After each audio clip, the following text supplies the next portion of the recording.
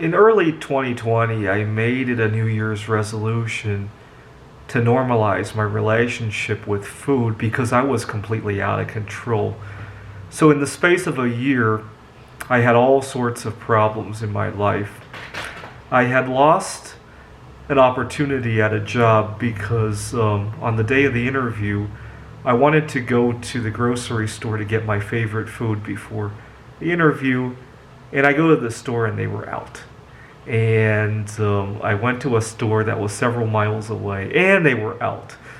And as a result, I kind of got lost on the directions to the interview place, and I missed out on it. And I don't know if that's the only reason I didn't get that job, but it certainly didn't help. And then I lost another job altogether. I didn't lose it. I left because I embarrassed myself. I was at a meeting with the rest of the staff, and the meeting went on 20, 30 minutes longer than we had expected.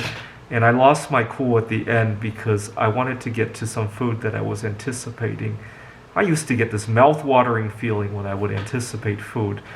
And I blurted out something that I really shouldn't have. I happened to have another offer on the table at the time, but I left in such a hurry that I didn't even give notice. And to this day, I have not apologized to the people involved. I wanted to apologize after I had normalized my relationship with food, but then COVID happened, and obviously everybody has a lot to deal with at the moment. I didn't want to throw another item at them, and so that's that.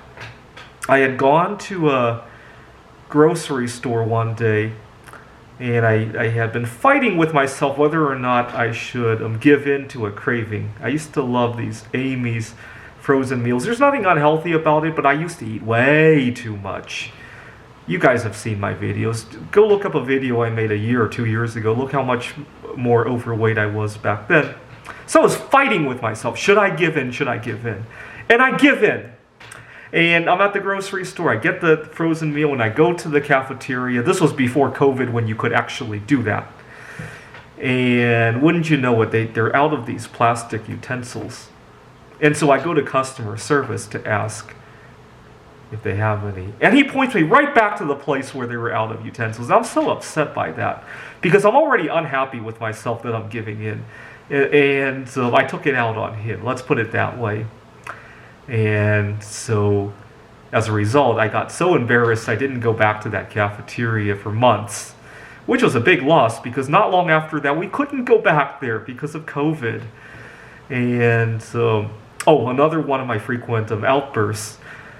I would go to the cafeteria at the store and put something in the microwave, and somebody would interrupt the microwave. I can never understand it. People open the door and they see the microwave's in use. If they took your food out to heat theirs, at least that would make sense. But a lot of times people just leave it. So you come back and your food is still cold, and if I'm having a major craving, my mouth is watering like crazy, that's the kind of time I would probably murder somebody, right? I had a lot of problems like that. I got banned from one of the grocery stores. Fortunately, that was in New York, and I don't go to New York anymore, so that's good. But in Seattle, I've never really gotten banned, but I've gotten embarrassed over it, and as a result, didn't want to go back. All because of an out-of-control eating disorder, right? Now, so I want to point out, even if you seem to get away with an eating disorder and you don't get overweight from it, you're not.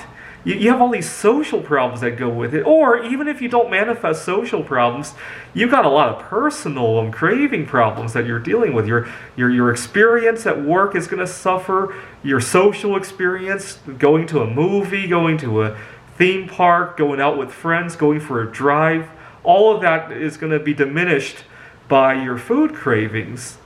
And earlier today, I was looking for an apartment in Missoula, and this guy all of a sudden emails me and wants to Zoom like right now.